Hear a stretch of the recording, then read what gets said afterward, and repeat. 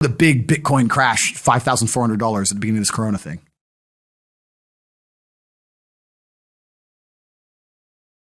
People are stupid.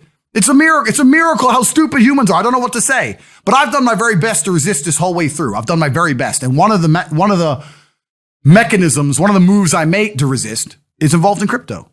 I think I put a tweet up. I don't know if you follow my Twitter or you put it up. You remember the big Bitcoin crash, $5,400 at the beginning of this Corona thing? When it really, really tanked and everyone's saying it's over, all this crap. I put a tweet up that I still retweet to this day saying, you're all pussies. Bitcoin's coming back. I think I said, I'm buying $600,000 today and we can talk when it's 8,000. I think I said that. But I turned 600 grand to like $12 million. Because I had cash in a bank, and when everything hit the fan, the first thing I thought was, I don't want cash. I want something else. Give me an asset. Okay, well, how can I get an asset that the government can't take? Mm-hmm. Bitcoin. But what else? What's the other answer? You tell me, bro. Maybe you know something. I don't know. Is there anything else? It's very difficult to save the world, because if you were to try and save the world now, you'd be dragging people kicking and screaming to their own freedom. You'd have to drag people kicking and screaming to their own freedom. Take the mask off. I don't want to. You're allowed. It's fine. There's no corona. It's fine. Look around you. Look, Florida's open. Why are you still wearing a mask in New York? You don't need to. On Florida, no one wears masks. No, corona. You'd have to literally physically assault somebody to give him his freedom back. Like, I'm not that philanthropic. I really don't care that much, right? I care about me and the people close to me. And the best way to do that is financial, which is the first thing. And the second thing is you need to try very, very hard to get beyond governmental controls. And I will say this about America. The American government is the most oppressive in the world. Even for things like Bitcoin exchanges and all this stuff, they're on top of everything. Like, if you have only American passport, they're the ones that are going to really stay on top of you. If you have a Romanian passport, you can sign up to any Bitcoin exchange. They don't care. They're behind. These countries are behind. A lot of countries in the world are behind, but America's the most advanced country in the world. So if you have an American passport, the American tax authorities, et cetera, they're the most advanced. They're the ones who are going to hurt you the most. If you're living only with an American passport, you're living under the most oppressive regime, the number one. And it kind of amazes me, because I am American and I do love Miami especially, but this is probably the only city in America I enjoy. It's the only one. I can't name another one. Don't like LA. Don't like New York. Sorry, bro. And everything in between is boring. So I don't like the whole country as a whole. But it's kind of amazing to me that we're living in basically a police state.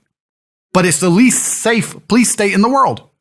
Like, Dubai is a police state, right? Everything's monitored. It's a police state. But it's so safe and so clean. Mm-hmm. I mean, in Dubai, I wear a $500,000 watch. Nobody cares. I wear a $500,000 watch. I don't look over my shoulder. I'm not carrying a weapon. I just live my life, and the chance of something happening is zero. You never see a car broken into. It's so safe because the law has law and order. But here we have law, but we have a police state with no safety aspect at all. And the reason for that is because I don't see what binds America together anymore.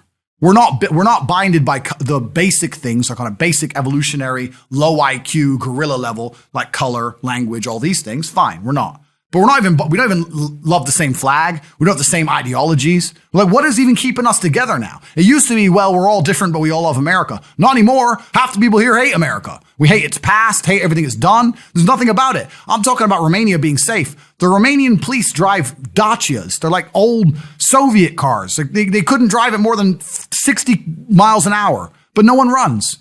Like, you're talking about a country, you talk about defund the police. Their police budget must be less than a week of a real American police budget. But nothing bad happens because there's family, there's morals, there's respect for the country, there's respect for the flag. They don't want to litter in their own country. Like, all the problems that we have can just be fixed by basic morality because people are united by one thing.